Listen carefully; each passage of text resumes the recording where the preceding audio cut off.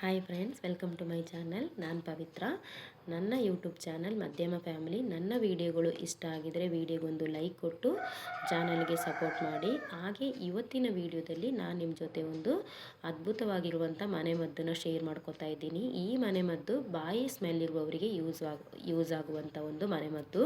ಅದಕ್ಕೆ ವಿಡಿಯೋನ ಎಲ್ಲೂ ಸ್ಕಿಪ್ ಮಾಡದೆ ಕೊನೆ ತನಕ ನೋಡಿ.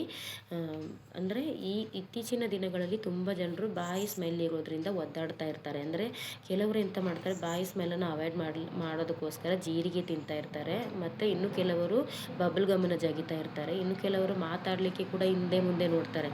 ಅಂದರೆ ಮುಜುಗರ ಪಡ್ಕೋತಾರೆ, ಹೇಗೆ ನಾನು ಮಾತಾಡೋದು ಅಂತ ಹೇಳ್ಕೊಂಡು. ಅಂದರೆ ಹಲವಾರು ಕಾರಣಗಳಿಂದ ಒಬ್ಬೊಬ್ಬರು ಒಂದೊಂದು ಥರ ಒದ್ದಾಡ್ತಾ ಇರ್ತಾರೆ ಬಾಯಿ ಸ್ಮೆಲ್ ಇದ್ದರೆ ತುಂಬಾ ಕಷ್ಟ.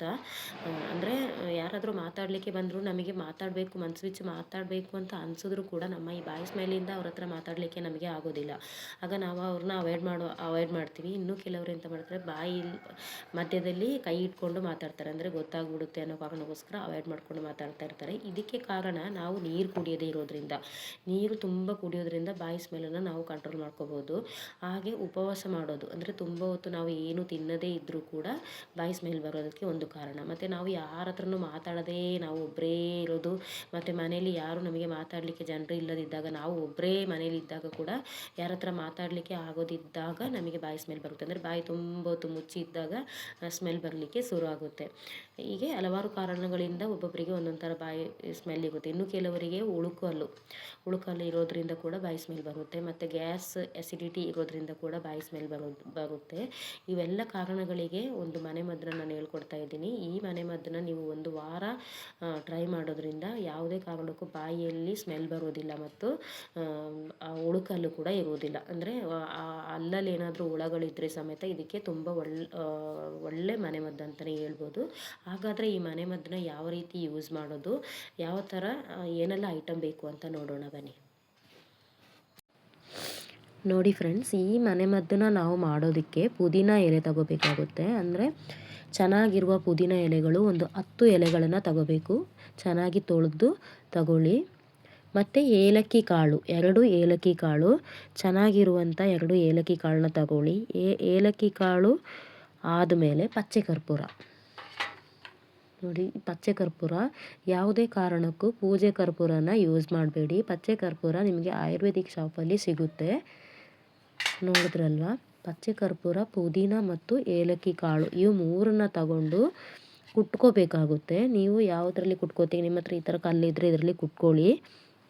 ಇಲ್ಲದಿದ್ದರೆ ಒಂದು ಬಟ್ಟೆಗೆ ಈ 3 ಐಟಮ್ನ ಹಾಕ್ಕೊಂಡು ಅದರಿಂದ ಕಲ್ಲು ತಗೊಂಡಾದರೂ ಕುಟ್ಟಿ ಪುಡಿ ಮಾಡ್ಕೋಬೋದು.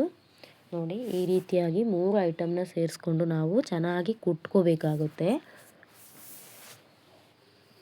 ಈ ಮನೆಮದ್ದನ್ನು ನೀವು ಯೂಸ್ ಮಾಡೋದ್ರಿಂದ ಯಾವುದೇ ಕಾರಣಕ್ಕೂ ನಿಮ್ಮ ಬಾಯಿಯಲ್ಲಿ ಏನಾದರೂ ಉಳುಕಲು ಶುರು ಆಗ್ತಾ ಇದೆ ಅಂತ ಹೇಳಿದ್ರು ಕೂಡ ಇದು ಕಂಟ್ರೋಲಿಗೆ ಬರುತ್ತೆ. ಅಂದರೆ ಉಳುಕಲು ಯಾವುದೇ ಕಾರಣಕ್ಕೂ ಆಗೋದಿಲ್ಲ. ಸ್ವಲ್ಪ ಶುರು ಆಯಿತು ಅಂತ ಹೇಳಿದ್ರು ಕೂಡ ಅದು ವಾಸಿ ಆಗಲಿಕ್ಕೆ ಶುರು ಆಗುತ್ತೆ. ಅಂದರೆ ಪಚ್ಚೆ ಕರ್ಪೂರ ನಾವು ಯೂಸ್ ಮಾಡೋದ್ರಿಂದ ಉಳುಕಲ್ಲು ಹಾಗೆ ಬಿದ್ದುಬಿಡುತ್ತೆ. ಅಂದರೆ ಅಲ್ಲಲ್ಲಿ ಏನಾದರೂ ಹುಳ ಇದ್ದರೆ ಅದಾಗೆ ಬಂದುಬಿಡುತ್ತೆ. ಮತ್ತು ಇದ್ರದ್ದು ರಸ ಹೊಟ್ಟೆಗೆ ಹೋದರೆ ಗ್ಯಾಸ್ಟ್ರಿಕ್ ಮತ್ತು ಅಸಿಡಿಟಿ ಕೂಡ ನಾವು ಕಂಟ್ರೋಲ್ ಮಾಡ್ಕೋಬೋದು. ಅಂದರೆ ಹುಣ್ಣಾಗಿದ್ದರೆ ಪುದೀನ ನಾವು ಯೂಸ್ ಮಾಡೋದ್ರಿಂದ ಗ್ಯಾಸ್ಟ್ರಿಕ್ದು ಹುಣ್ಣಿಗೆ ತುಂಬ ಒಳ್ಳೆಯ ಮನೆಮದ್ದು ಇದು. ಯಾವುದೇ ಕಾರಣಕ್ಕೂ ಸೈಡ್ ಎಫೆಕ್ಟ್ ಇರೋದಿಲ್ಲ. ನೋಡಿದ್ರಲ್ಲ ಫ್ರೆಂಡ್ಸ್, ಯಾವ ಥರ ನಾವು ಮನೆಮದ್ದು ರೆಡಿ ಮಾಡ್ಕೋಬೋದು ಅಂತ ಬಂದಿದ್ವಲ್ಲ. ನೋಡಿ, ಈ ಥರ ಉಂಡೆ ಮಾಡ್ಕೊಂಡಿದ್ದೀವಿ ನಾವು. ನೋಡಿ, ಈ ಥರ, ಅಂದರೆ ತುಂಬ ನೈಸ್ ಅಲ್ಲ, ಈ ಥರ ಆಗಬೇಕು. ಈಗ ಮನೆಮದ್ದು ರೆಡಿಯಾಗಿದೆ. ಇದಕ್ಕೆ 3 ಐಟಮ್ನ ಸೇರಿಸಿ ನಾವು ಈ ಥರದ ಒಂದು ಮನೆಮದ್ದನ್ನ ರೆಡಿ ಮಾಡ್ಕೊಂಡಿದ್ದೀವಿ. ನೋಡಿ, ಇವಾಗ ನೀವು ಇದನ್ನು ನಿಮ್ಮ ಬಾಯಿಯ ಯಾವುದಾದ್ರೂ ಒಂದು ಮೂಲೆಯಲ್ಲಿ ಇಡ್ಬೋದು. ನೋಡಿ, ನಿಮ್ಮ ಬಾಯಿಯ ಯಾವುದಾದ್ರೂ ಒಂದು ಮೂಲೆಯಲ್ಲಿ ಇದನ್ನ ಇಟ್ಕೊಳ್ಳಿ.